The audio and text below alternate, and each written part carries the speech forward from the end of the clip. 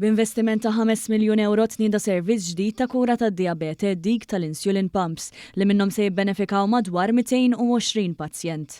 Dan tħabbar mill-Ministru għas-Saħħa Joe Etienne Bella li tenna kif dan l-iżvilupp isegwijat ta' diskussjonijiet mal-esperti u wara li l-Gvern firex l-użu tal-Continuous Blood Glucose Monitors għal kull pazjent li jbati minn diabete ta' tip wieħed f'pajjiżna.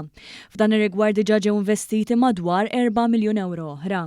Dawn iż-żewġ servizzi issa se jkunu qed jaħdmu flimkien fil-waqt li qed jiġi assigurat li l-insulin pumps ikunu ħfef biex tużhom, la darba huma tubeless u wireless pumps. Dawn il-pompi mhux biss jgħinu biex jitnaqsu l-komplikazzjonijiet f'pazjenti mill-qutin, iżda din il-politika tmur id fit mal-viżjoni tal-Gvern dik li titjib il-kwalità tal-ħajja.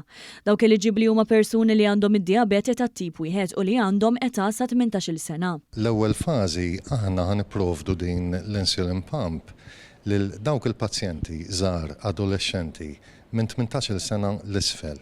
Dawn huma pazjenti li jkollhom diabete li taf tkun problematika u taf tiżviluppa f'komplikazzjonijiet. Dawk b'diabete tat-tip 3C fejn din aktar tkun ir-riżultat minn mart fil-frixa se jkunu wkoll eliġibbli. Ħanofruha wkoll il-pazjenti li jkollhom tumuri fil-frixa li jkollhom bżonn operazzjonijiet li imbagħad jirriżultaw fid-diabete.